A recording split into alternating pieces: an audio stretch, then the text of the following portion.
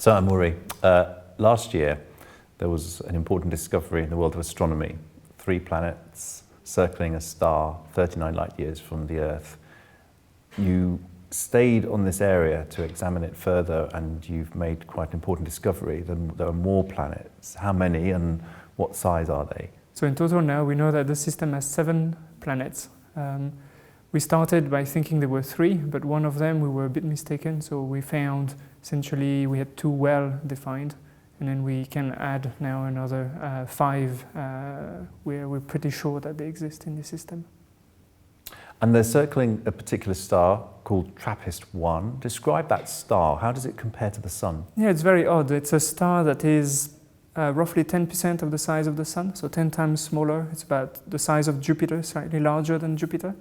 It's got a temperature which is rather cold. We call that an ultra-cool dwarf in our jargon.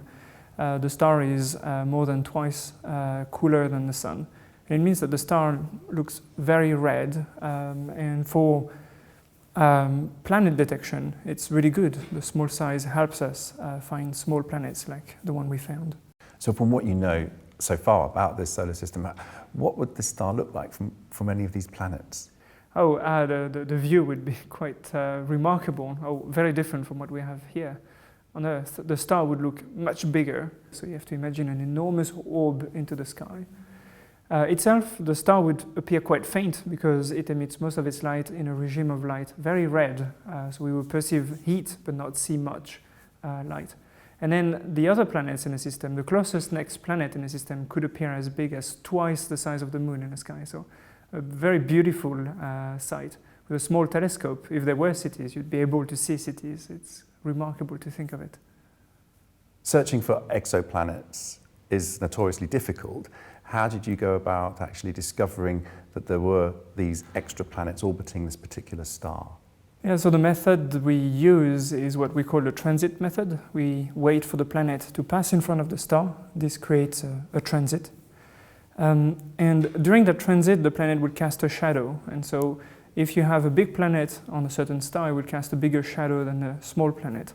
But similarly, a small planet will cast a small shadow on the big star, but a much bigger shadow on a smaller star. And so because we have such a small star, it was easier to find things like planets the size of the Earth. If we had selected and instead investigated stars like the Sun, it would have been 100 times fainter a signal to detect. So we were helped by the fact that the star was so small. The star is much smaller than the Sun, so would it give off enough energy to sustain life on any of these planets? We claim that there could be liquid water. Life, we don't know yet. That's for the future. That's why we're excited with that system. It's really for the future. So the fact that the star is smaller and colder means that for water to be liquid on a given planet, it needs to be closer, a bit like putting your hand next to a very powerful light or a weaker light. You will see that to feel the same heat, you need to be much closer. So compared to, say, the distance where the Earth is from the Sun, it takes a year to go around, planets in the Trappist-1 system need to be on orbits of order 7 days to 12 days, so about order of a week for the conditions to be correct for liquid water to exist. And do you think that that's happening in this case? That's again something where we're a bit uncertain. We know that the distance is correct, but eventually whether there is water depends on whether, well, there is water in the first place. It also depends on the atmospheric conditions, because greenhouse gases can heat up the planet and remove the liquid water, or equally geologic conditions, depending on how hot the planet's surface as well is. So these are elements that we will find out in the future. We're already investigating some of them. But the planets are the right distance, that if there is water on them and the atmospheric conditions would look like the Earth, then it would be in a liquid form.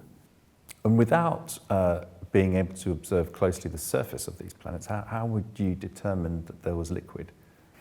That's a very good question. So we go back here to the transit method. As the planet goes in front of the star, some of the starlight will shine through the planet's atmosphere. It basically makes a shadow within a shadow, and from that we deduce what's within the atmosphere of the planet. We deduce the chemical makeup, But we can also extract information such as cloud cover, vertical structure of the atmosphere. And all these will tell us whether the conditions are correct. And then there is the chance to see the planet as it goes behind the star. And then as it just about to leave from behind the star, we get a very good view of its lit surface, of the day side of the planet. And that will give us an indication of the temperature of the planet, and so also information on its surface as well. But that comes in the future, not quite now. So from what we know of these 7 planets and the Trappist-1 star, how does this differ from our own solar system? The planets are very similar to the planets of the solar system.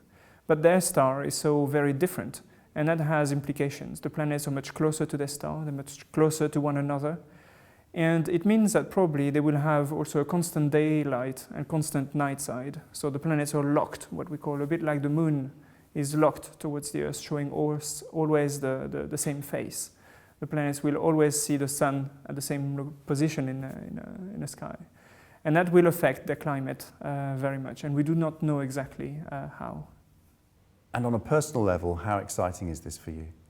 Oh, very much so. It's impressive to arrive at such an early stage in my career, at such an advanced position in understanding planets similar to the Earth beyond the solar system. And I have good hope that before I die, we will know if there is life out there, and that motivates me very much indeed. Dear world, yours